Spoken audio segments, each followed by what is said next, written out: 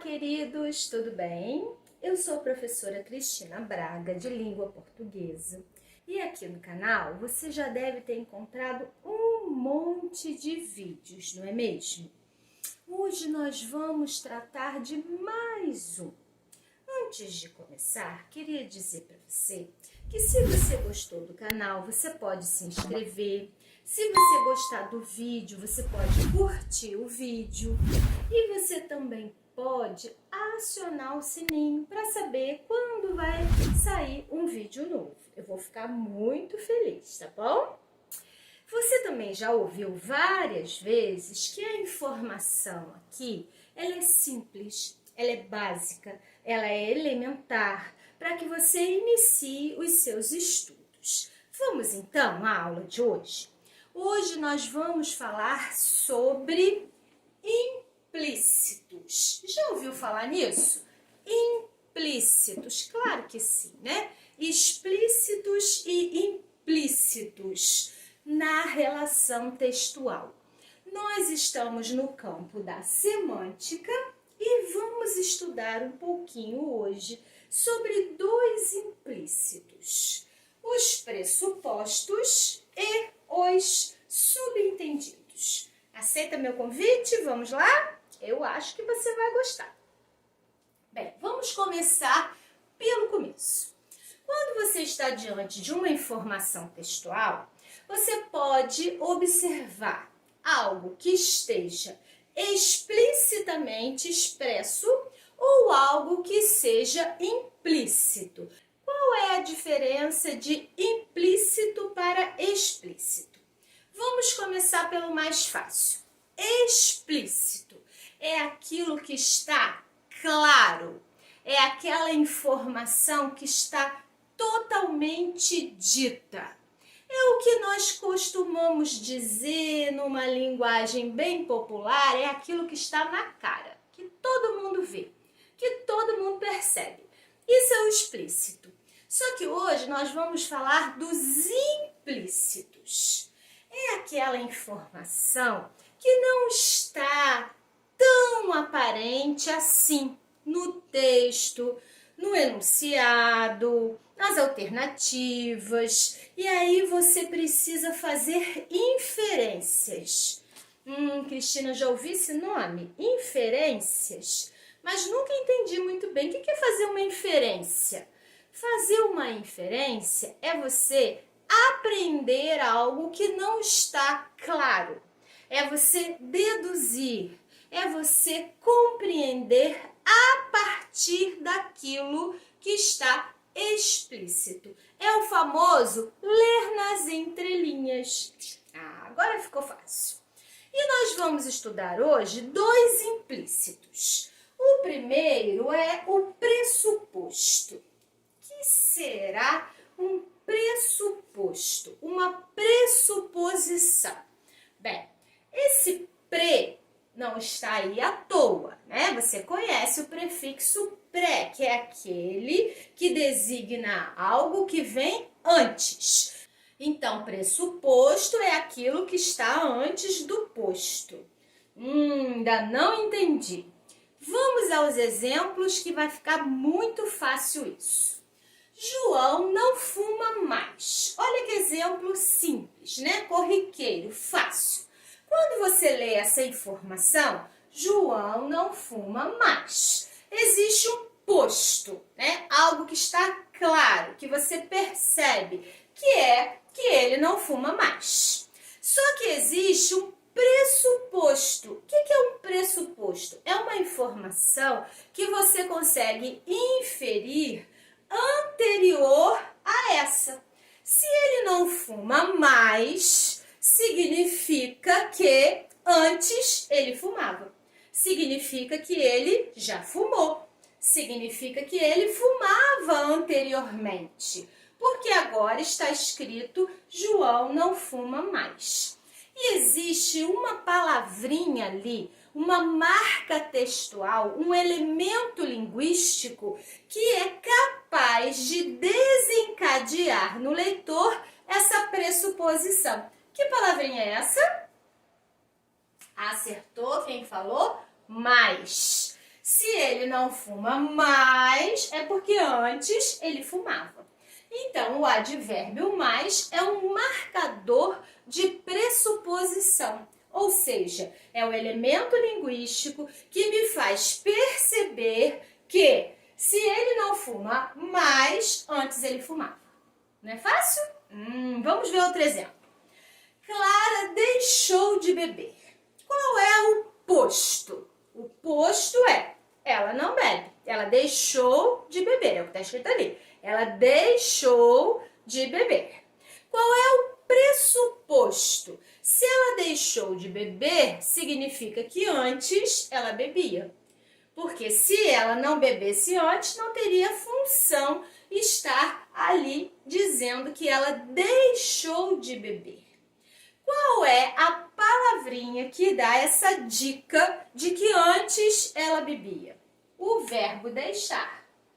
Então, o verbo deixar é o marcador de pressuposição naquele exemplo.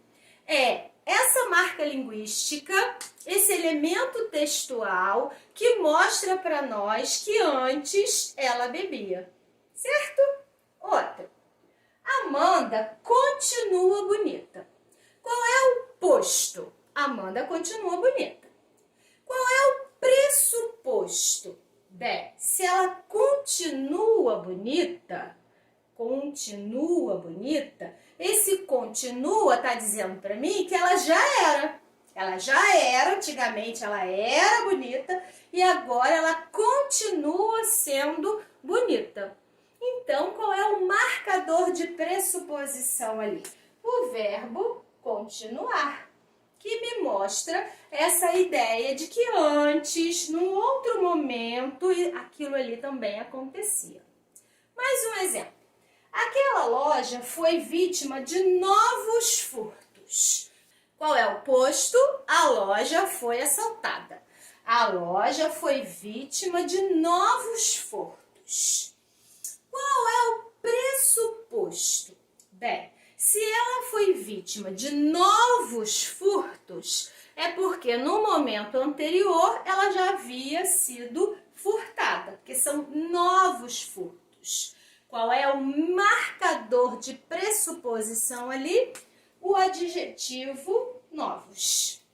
Então, gente, com esses exemplos, nós conseguimos perceber que quando existe a pressuposição, o que está implícito pode ser percebido por um elemento textual, por uma palavra, por uma expressão, por uma marca textual. Então, eu vou colocar aqui para vocês, para ninguém esquecer. Marca textual. Existe a prova do crime, ou seja, existe um elemento dentro do texto que vai desencadear a pressuposição. Pode ser um advérbio, pode ser um verbo, pode ser um adjetivo, pode ser uma expressão. E aí você vai perceber quais são esses marcadores de pressuposição. Gostaram? Vamos dar uma olhadinha no outro caso de implícito? O outro caso de implícito, nós vamos analisar os subentendidos. Subentendido é algo que não está explícito, né? A gente já sabe. Mas subentendido por quê? Em que o subentendido é diferente do pressuposto? Vamos ver um exemplo que vai ficar muito fácil. Imagine a seguinte situação. Alguém andando na rua apressado, já transpirando, né, esbaforido, com muita pressa, passa por outra pessoa e pergunta assim: você tem horas? A outra pessoa responde imediatamente: são 12h30. Vamos ver. A pergunta foi: você tem horas? Claro que seria uma situação absurda, mas a resposta textual para você tem horas seria sim ou não, tenho ou não tenho. Só que o ouvinte percebeu pelo contexto contexto, pela situação, que quando o emissor daquela mensagem perguntou, você tem horas? Ele não queria como resposta sim ou não.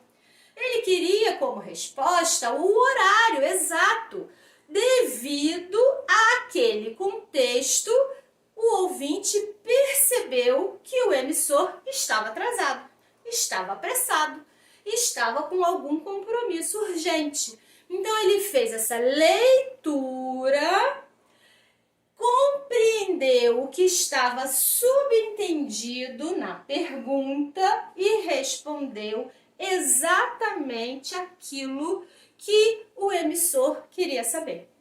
Exatamente a resposta que aquele homem apressado desejava, saber a hora exata. Só que esse ouvinte poderia não ter sido perspicaz, né? Ele poderia não ter feito essa leitura toda de contexto. E se ele respondesse sim ou não, ele não teria percebido os subentendidos. Como isso é comum, né, gente? A gente escuta assim, você tem fogo? Mesmo quem não fuma, eu não fumo. Mas eu sei que se alguém perguntar, você tem fogo? O que a pessoa está querendo é um fósforo ou um isqueiro para acender um cigarro, né? Não vou responder sim ou não. Aqui a gente precisa de um contexto para entender a situação. Não existe nos subentendidos uma marca textual, uma palavrinha que eu posso circular e falar assim, é aqui que existe o implícito. O implícito, ele faz parte do contexto. Vamos ver outro exemplo. Imagina uma situação assim, sala de aula, turno da manhã, a aula acaba meio-dia, os alunos já estão assim, né, impacientes para saírem, até um pouquinho antes de meio-dia. E aí a professora está lá falando, e os alunos olhando para o relógio, 10 para meio-dia, 5 para meio-dia. Já é quase, né, o horário de sair. E aí surge aquele cheirinho de feijão, aquele feijão temperado, aquele feijão maravilhoso, que na hora da fome se torna mais esplêndido ainda. E ele vem do andar de baixo, ou vem da cantina, ou vem do vizinho, e um aluno vira para a professora e diz assim, professora, a senhora precisa sentir esse cheiro de feijão. Quando ele diz para ela que ela precisa sentir o cheiro de feijão, não é essa informação apenas assim explícita que ele está querendo transmitir. A professora perspicaz sente aquele cheirinho maravilhoso, dá uma conferida no relógio, percebe e responde assim, gente, já é quase na hora de sair, né? Vamos guardar o material, meu Deus, quase meio-dia. Olha a situação. O aluno não falou para ela, professora, está na hora de a aula acabar. Professora, já é meio-dia. Não, ele simplesmente usou o recurso do feijão, que é associado ao horário do almoço, que é associado ao horário da saída do turno, e a professora percebeu esse subentendido e declarou que a aula estava terminada. Olha só a situação. Outro caso simples. Alguém está descarregando alguma coisa na sua casa. Pode ser um caminhão de tijolo, por exemplo, ou pode ser na escola. Pode ser uma entrega de livro didático, pode ser uma entrega de resma. E aí, o entregador faz várias viagens. Vai até o caminhão e volta, vai até o caminhão e volta. Um sol danado, um calor imenso, um clima bastante agradável para estar na praia, né? Não para estar ali trabalhando. E quando o entregador termina de fazer as suas idas e vindas, avisa para o dono do espaço, já terminei. Ai, mas está um calor, mas um calor.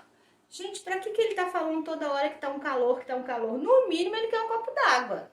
No mínimo ele quer sentar um pouquinho na sombra. No mínimo ele quer descansar alguns minutos. subentendido ali. Ele não ficou repetindo calor, calor, calor, como o sol está forte, como a temperatura está alta, como está calor à toa. Alguma coisa ele está querendo. Qual é o óbvio? Um copo d'água, né? Vejam bem que isso é subentendido. Qual é a principal diferença daqui para lá? Aqui existe uma marca textual. Aqui não existe marca textual nenhuma. Perceberam que eu tive que contar uma historinha? Eu tive que contar uma historinha do rapaz apressado que perguntou pelas horas. Eu tive que contar uma historinha do aluno que já queria ir para casa porque estava no fim da aula, no horário do almoço. Eu tive que contar uma historinha para falar do carregador que estava morrendo de calor, querendo um copo d'água. Então, para perceber o subentendido, o que importa é o contexto, é a situação. Se não houver a compreensão da situação, do contexto, não é possível perceber os subentendidos. Diferentemente dos pressupostos que estão aqui no texto, presentes em uma marca textual, em um elemento linguístico. Para fechar, para concluir a nossa ideia, eu vou ler uma informação aqui muito importante de Fiorin, que é um estudioso da área da semântica, né? E os implícitos fazem parte dos estudos semânticos para que nós possamos compreender melhor. Pressupostos são conteúdos implícitos que decorrem de uma palavra ou expressão presente no ato de fala produzido. O pressuposto é indiscutível, tanto para o falante quanto para o ouvinte, pois decorre necessariamente de um marcador linguístico. Então aqui não existe contestação. Se está dizendo que não fuma mais é porque antes fumou. Se está dizendo que deixou de beber é porque antes bebia. Se está dizendo que continua bonita é porque já era bonita antes. Se está dizendo que são novos furtos é porque antes já havia sido furtado. Então existe a marca textual. Continuando. Diferentemente de outros implícitos, os subentendidos, que dependem do contexto, da situação de comunicação. Certo? Fiorin. Estão aqui, então, os dois implícitos que nós estudamos hoje. Os pressupostos e os subentendidos. Espero que você tenha gostado. Um beijo e até a próxima!